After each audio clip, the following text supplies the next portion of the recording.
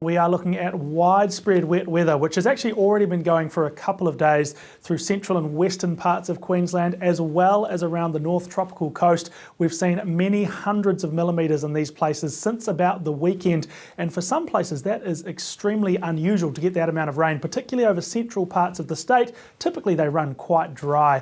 Many spots have already seen about 6 months worth of rainfall this week, and by the time the week comes to a close, it's the potential that some locations will have already received their annual average rainfall in a week. So it's a lot of wet weather there. We're seeing significant flooding over Queensland, particularly Central District and about that North Tropical Coast. We currently have 6 rivers through Queensland experiencing major flooding, with many more rivers going through minor and moderate flooding at the moment.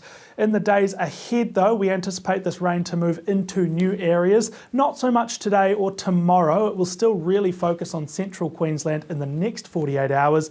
But by the time we get to Friday, and in particular on Saturday, this rain is going to spread out to the east coast. So a very wet weekend in store for eastern areas from about Yeppoon in Queensland all the way down to Bega in New South Wales. So of course that includes Brisbane, that includes Sydney, and that includes all those other highly populated areas along the east coast, with a wet few days on the way towards the end of the week.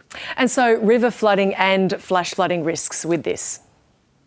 So the flooding risks at the moment remain over central parts of the state, and that is probably where we'll see the most significant flooding, those major flood warnings, which could last for a long time. We've got to remember that floodwaters out over central Queensland, they don't drain away overnight. We could see some of these rivers in flood for several weeks, even after that rain clears.